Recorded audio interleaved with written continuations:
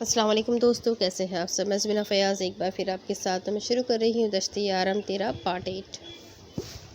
باؤ کیا ہوا ہے یہ سب، اور آپ ہاسپٹل میں اس طرح؟ میں ٹھیک ہوں خرم، تھوڑی سی طبیعت خراب ہو گئی تھی۔ وہ موبائل سائڈ پہ رکھتا ہوا خرم سے کہنے لگا، اس بات کا کسی کو پتہ نہیں چلنا چاہیے کہ میں ہاسپٹل میں ہوں۔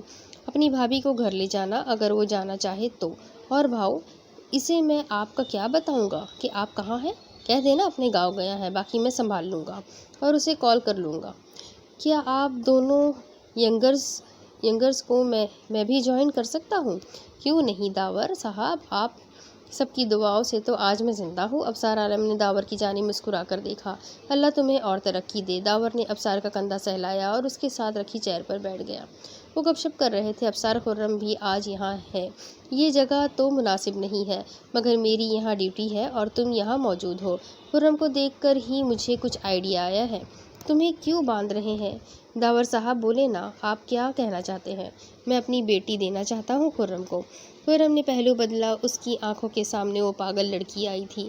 کیوں نہیں داور صاحب، آپ سے ریلیشن شپ ہمارے لیے اعزاز کی بات ہے۔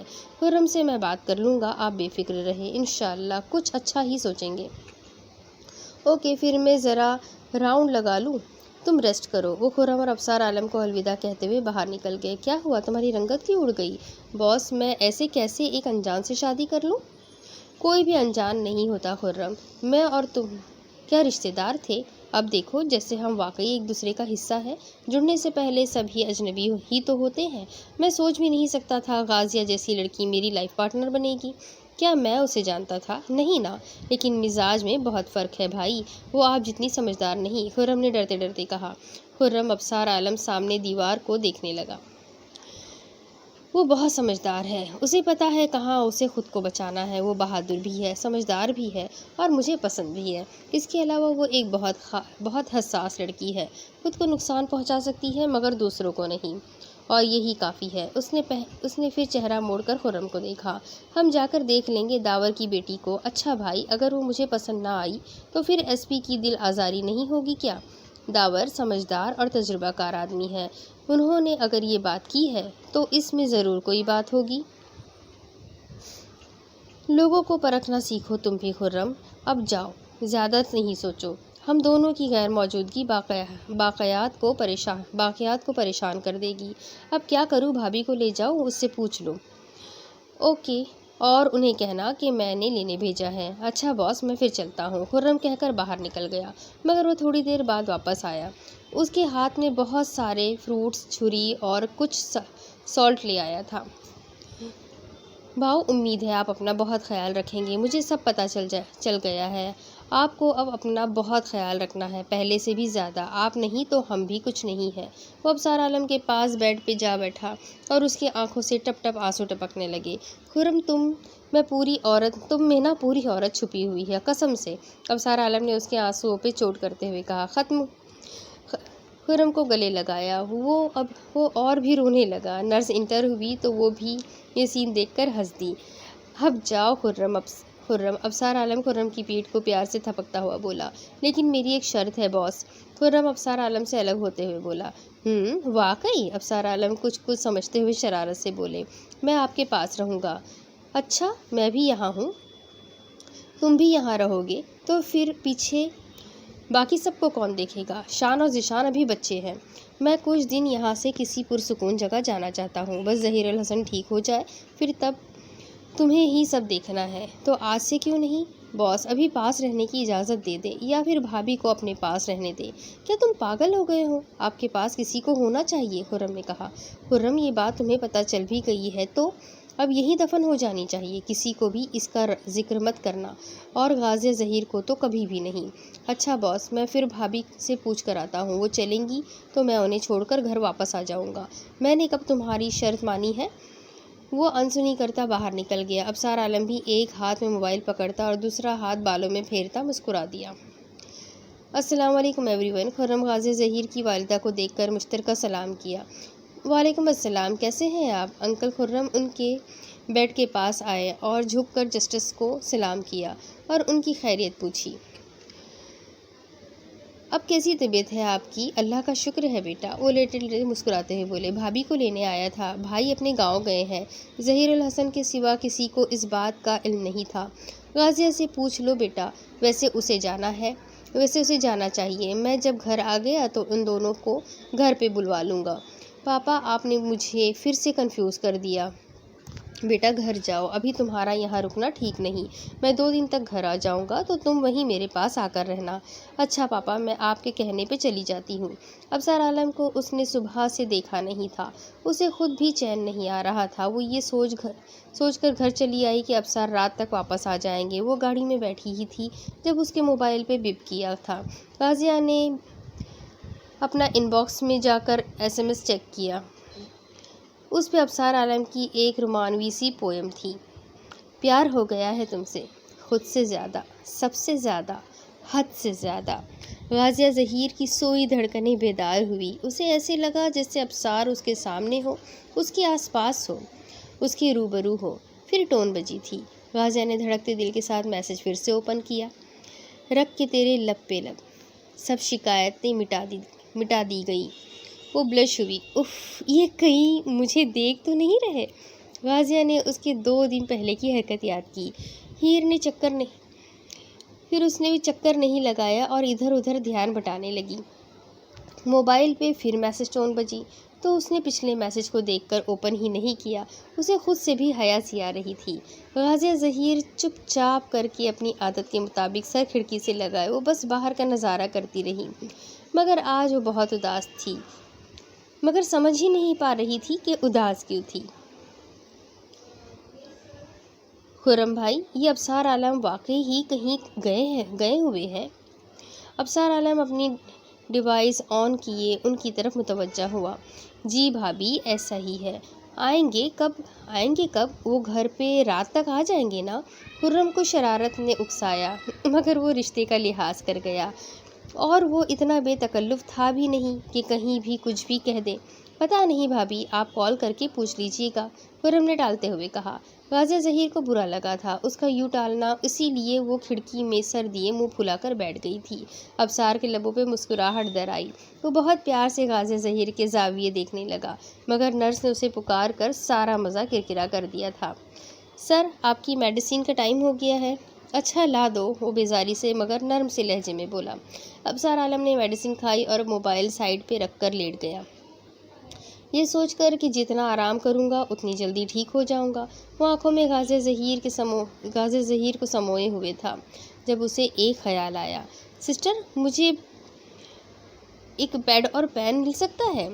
مل سکتا ہے سر، مگر آپ دوبارہ اٹھ کر بیٹھ نہیں سکتے۔ مانا کہ آپ بہت ہمت والے ہیں، مگر آپ کے سٹچز ابھی کچے ہیں، اس لیے آج رات آپ کو لیٹ کر ہی گزارنی ہوگی، ورنہ آپ کا زخم ادھڑ سکتا ہے۔ اوکے، جیسے آپ کی مرضی، میں صحیح ہوں۔ وہ اچھے بچوں کی طرح دوبارہ موبائل لے کر اپنے ہاتھ میں غازیہ کو دیکھنے لگا جو رو رہی تھی۔ یا اللہ، ایک تو یہ لڑکی روتی بہت ہے۔ ابصار عالم اسے ابھی کال نہیں کرنا چاہتا تھا، مگر اسے روتے دیکھ کر سب بھول گیا اور فوراً سے کال ملا دی۔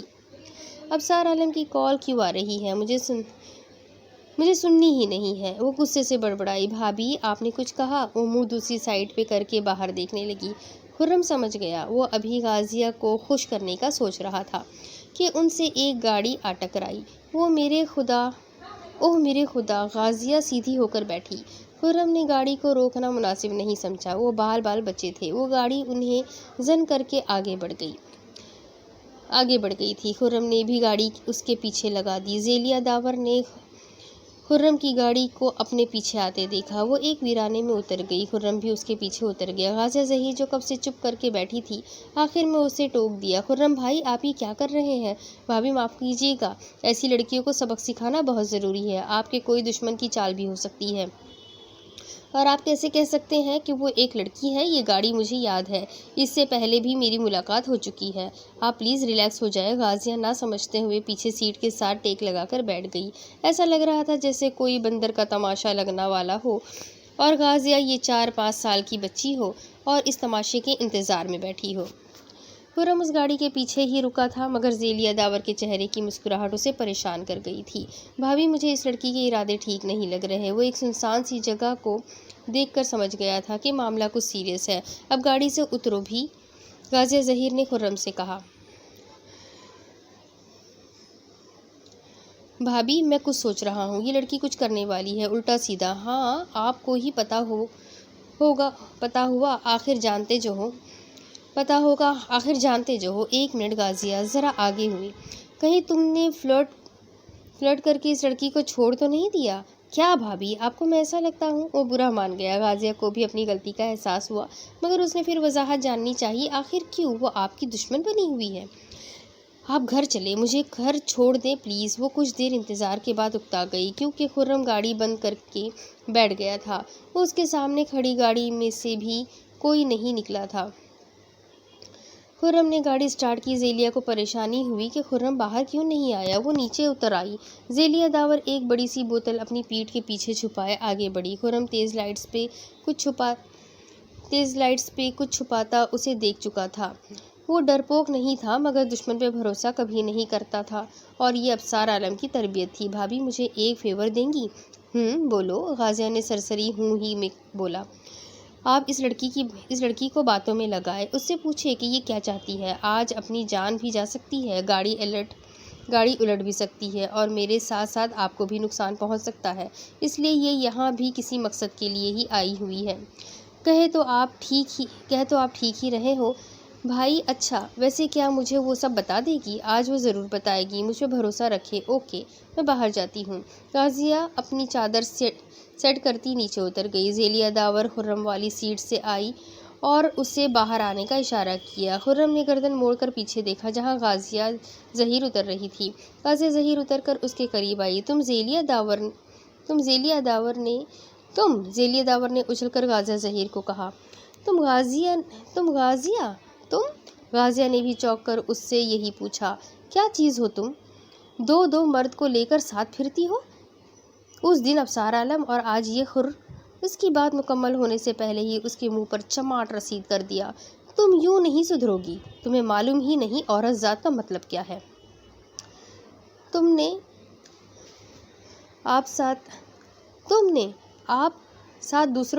اپنے ساتھ دوسروں کو بھی ذلیل کرنے کا سوچ رکھا ہے۔ خرم اس پر چڑ دوڑا۔ غازیہ ظہیر اس کی باتیں سن کر پہلے ہکا بکا ہوئی اور بعد میں گاڑی میں بیٹھ کر رونا شروع کر دیا۔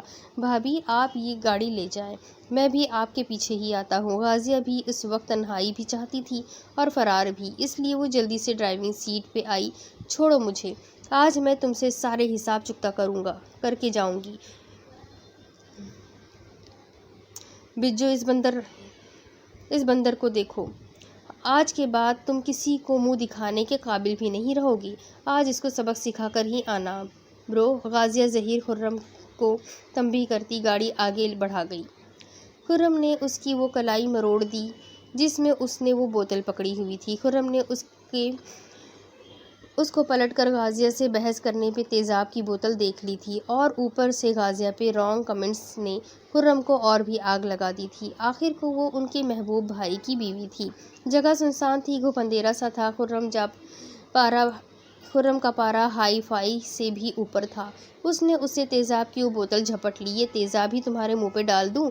دل تو یہی چاہتا ہے میرا، مگر میں ایسا نہیں کروں گا۔ میں تمہیں آج وہ سبق سکھاؤں گا کہ تم اپنی غلطی پہ پچھتاؤ گی بھی اور مجھ سے معافی بھی مانگو گی۔ خرم نے اسے دونوں کندھوں سے پکڑ کر گاڑی کے بونٹ پہ گرا دیا۔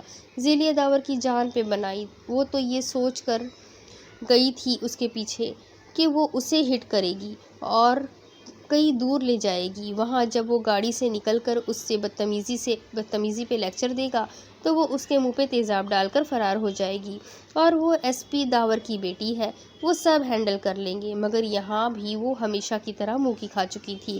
خرم ذکی پوری طرح اس پہ جھک چکا تھا جب ابصار عالم کی کال اس کو موصول ہوئی۔ تمہاری بھابھی گاڑی میں اکیلی ہے، تم کہاں ہو؟ وہ بری طرح گھبرا گیا۔ باس، میں آپ کو گھر جا کر ساری صورتحال سے آگاہ کرتا ہوں۔ کوئی ایمرجنسی تو نہیں ہے نا؟ سب ٹھیک ہے نا جی؟ جی سب ٹھیک ہے، جلدی گھر پہنچو اور مجھے کال کرو۔ خرم نے اجرت میں کال بند کی۔ خرم کی ہاتھ پہ وہ بری طرح کاٹ رہی تھی جبکہ خرم نے اس کا منہ بند کیا ہوا تھا۔ اسے ابصار عالم کے الفاظ یاد آئے، آنکھ جائے پر ساکھ نہ جائے۔ تم اندھے ہو جانا میرے نوجوانوں، مگر کسی عورت کی عزت پامال مت کرنا۔ خرم اس کے اوپر سے اٹھا تھا جو خرم نے ہلکا سا جھک کر اسے پکڑ رکھا تھا۔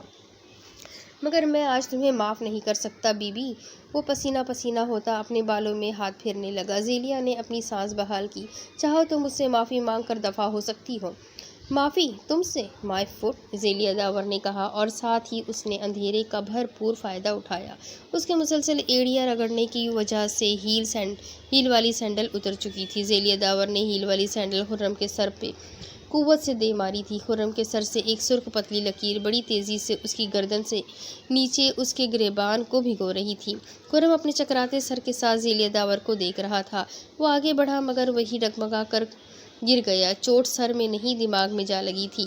زیلیہ داور خرم کا سر سے بھل بھل کرتا خون دیکھ کر گھبرا گئی اور وہاں سے گاڑی لے کر مین روڈ تک بڑی مشکل سے پہنچی۔ اس کے ہاتھ کپ کپا رہے تھے۔ اس کے اندر کوئی بہت زور سے چیخا تھا، زیلیہ داور اس شخص سے تمہاری کیا دشمنی تھی؟ وہ اپنے اصول نہیں توڑ سکا، محض اسے اب تم نے اس کی جان لے لی۔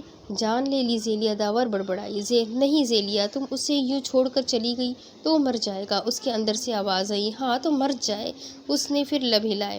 نہیں زیلیہ، تم اتنی ظالم، اتنی کٹھور، اتنی سنگ دل نہیں ہو سکتی۔ تمہارا باپ ایک نیک انسان ہے، وہ لوگوں کی جان بچاتا ہے، ان کی جان و مال کی حفاظت کرتا ہے، مگر تم اس شخص کی بیٹی ہو کر کسی کی جان کیسے لے سکتی ہو، وہ بھی بلا وجہ؟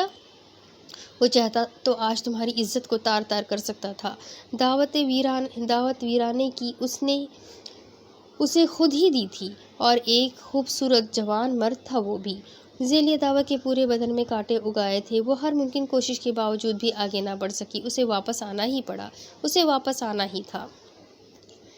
وہ بہت مشکل سے خرم کو گھسیٹ کر گاڑی میں لے آئی تھی۔ وہ پسینے سے بھرپور اور اس کی سانسیں کسی آندھی طوفان کی طرح چل رہی تھی۔ وہ ہاسپٹل پہنچے تو وہاں کے ڈاکٹرز نے فوراً طبی امداد دی تھی۔ خرم کا زخم گہرا نہیں تھا مگر پھر بھی ابھی تک وہ ہوش میں نہیں آیا تھا۔ خرم تم ابھی تک گھر نہیں پہنچے؟ میں کب سے تمہیں کال کر رہا تھا۔ وہ برو خرم ہاسپٹل میں ہے۔ کیا؟ ابصار عالم یہ سن کر گھبرایا۔ سب ٹھیک ہے نا؟ کیا ہوا ہے اسے؟ ابصار عالم سنبھلا۔ جی وہ ٹھیک ہے، بس تھوڑی سی سر میں چوٹ لگ گئی تھی۔ زیلیہ نے ابصار عالم کی بے چینی دیکھ کر جلدی سے وضاحت کی۔ تم کون ہو جی؟ وہ میں ہی لائی ہوں ان کو یہاں، زیلیہ نے گول مول جواب دیا۔ بات کرواؤ میری اس سے۔ جی وہ ابھی اندر ہے، ان کی ڈریسنگ چل رہی ہے۔ کون سے ہاسپٹل میں ہے وہ؟ جلدی بتاؤ، ابصار عالم کچھ سوچتے ہوئے بولا۔ جی وہ جناح میں ہے۔ اچھا میں آتا ہوں، تم وہیں رہو جی برو ٹھیک ہے۔ اچھا۔ وہ بہت فرما برداری سے جی کرتے ہوئے بولی۔ ابصار عالم اپنے درد بھول گیا، نرس کو اندر بلوایا اور اس سے ڈاکٹر کو اندر بھیجنے کا کہا۔ خرم نے آنکھیں کھولی تو ساتھ ہی زیلیہ داور سر جھکائے بیٹھی تھی۔ خرم کی پہلے تو رگیں ابھری، پھر وہ انجان بن گیا۔ وہ ہاسپٹل کی چھت کو گھور رہا تھا جب زیلیہ داور کی نظر اس پر پڑی۔ زیلیہ داور پھرتی سے اٹھ کر خرم کے پاس آئی۔ کیسا فیل کر رہے ہو تم کون ہو اور میں یہاں کہاں ہوں؟ خرم نے بھرپور اداکارہ کی۔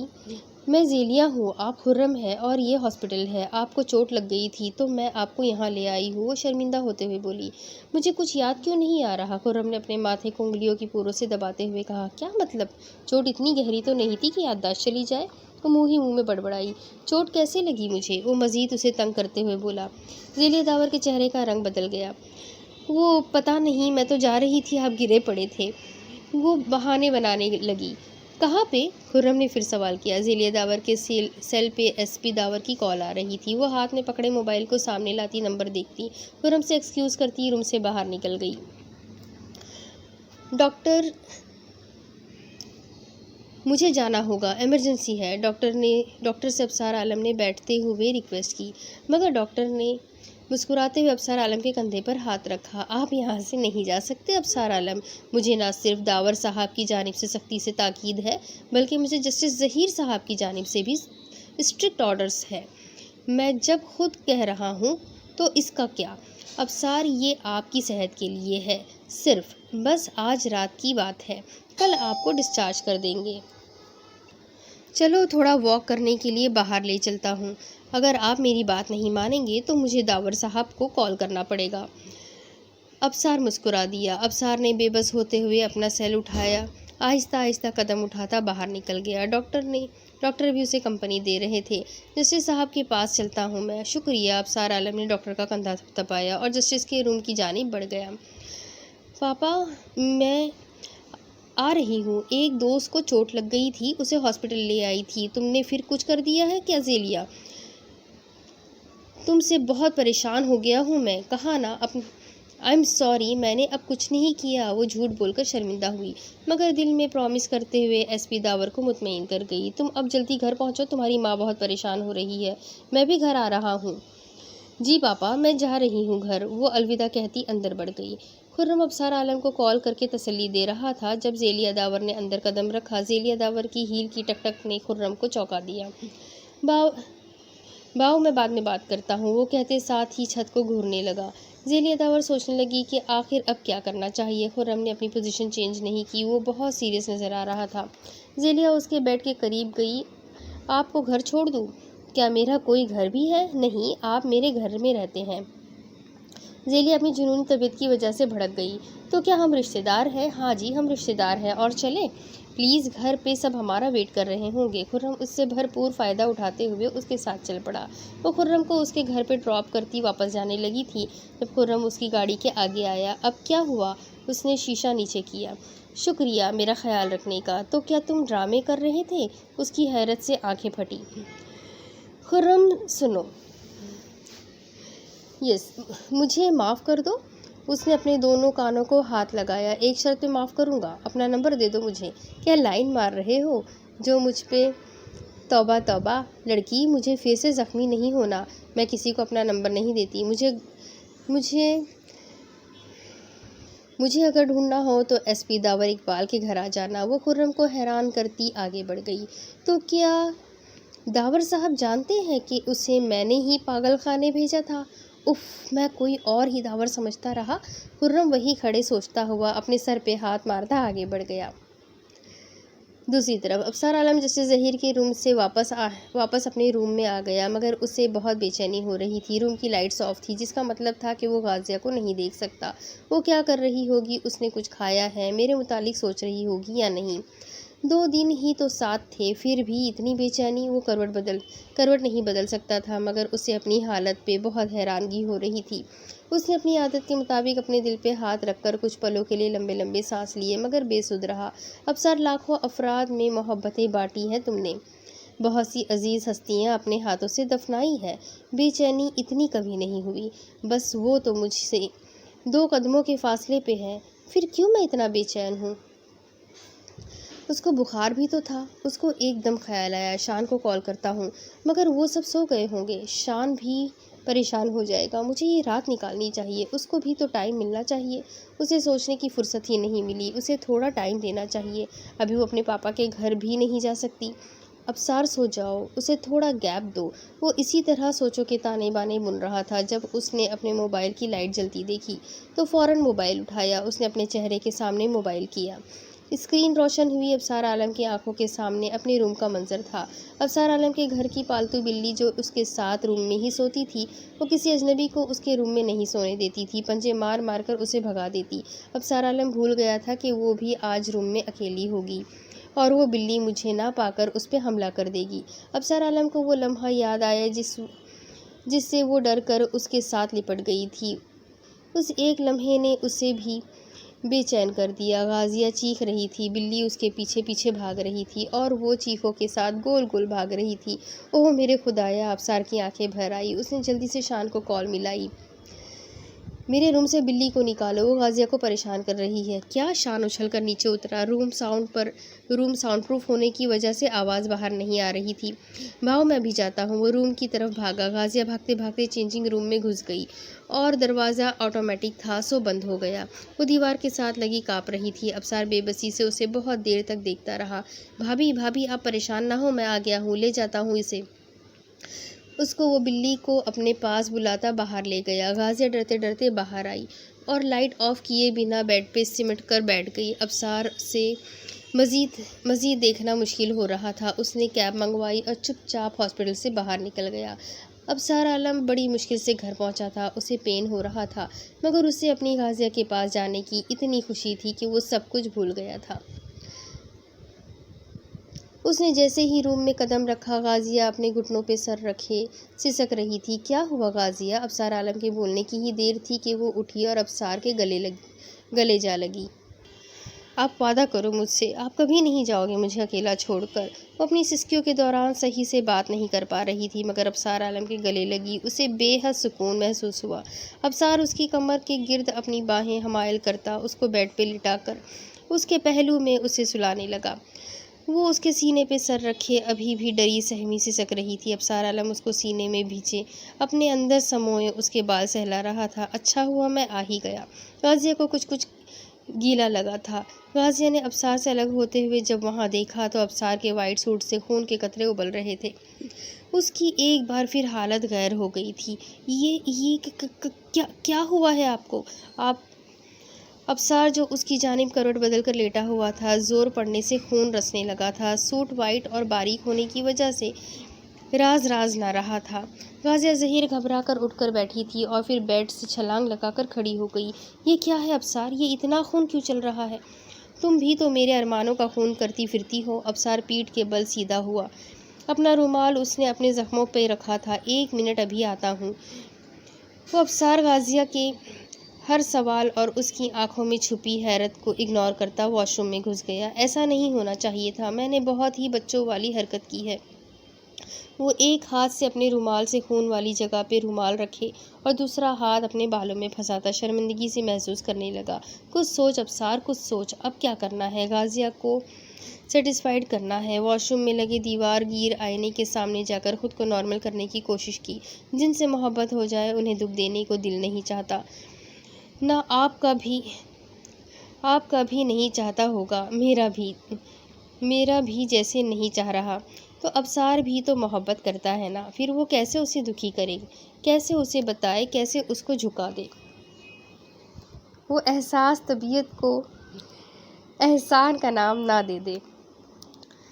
ابصار عالم کے اندر سے آواز ابھری، وہ میری اس عادت کو احسان نہ سمجھ بیٹھے اور اس کے بوجھ کے تلے دب نہ جائے۔ میں ایسا نہیں کر سکتا، مجھے یہ زخم چھپانا ہی ہوگا۔ مجھے اس کے دل میں گھر بنانا ہے، نہ کہ اسے اپنے سامنے زیر کرنا ہے۔